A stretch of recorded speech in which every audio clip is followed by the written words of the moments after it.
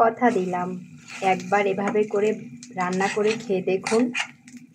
এই গন্ধ, এই নাক কুচকানো, এই এটা সেটা, এই বটভুনা বারবার খেতে মন চাইবে। শুধু এই প্রসেসে একবার বানিয়ে খেয়ে দেখুন। আমি কিছুটা পরিমাণ তেল দিয়ে দিলাম আর গোটা মশলাগুলো অ্যাড করে দিলাম। একটু নেড়ে চেড়ে ভেজে নিচ্ছি। আর এখানে হচ্ছে আমি আগের দিন থেকে এই বটটা হচ্ছে প্রসেসিং করতেছি। এটা একদম খুবই পরিষ্কারভাবে স্বাস্থ্যসম্মত উপায়ে ক্লিন করা হয়েছে।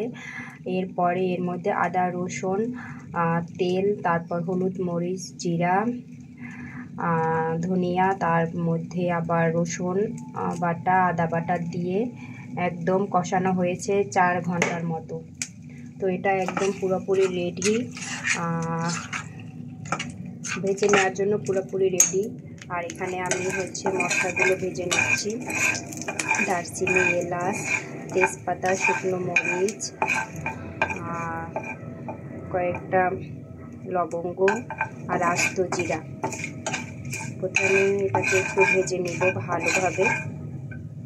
এরপরে এর মধ্যে আমি অ্যাড করে নিব রসুন, কয়েক টুকরা রসুন আমি কেটে নিয়েছি, 2টা কাঁচা মরিচ আর পেঁয়াজ। আমি পর্যাপ্ত পরিমাণে পেঁয়াজ দিয়ে দিব।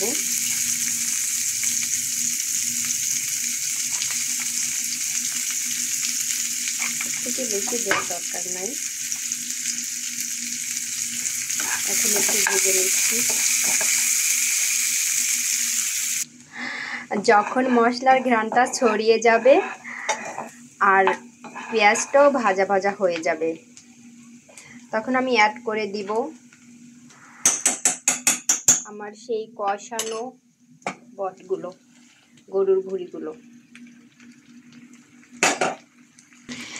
এখন শুধু অনবরত নাড়তে হবে আর নাড়তে হবে আর অপেক্ষা করতে হবে একদম তেল মশলায় মাখো মাখো হওয়ার জন্য।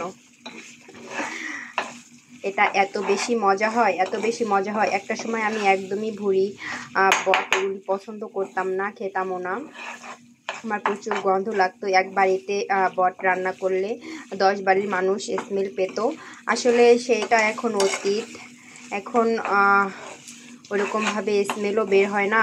আসলে পরিষ্কার করাটাই হচ্ছে মেন বিষয়।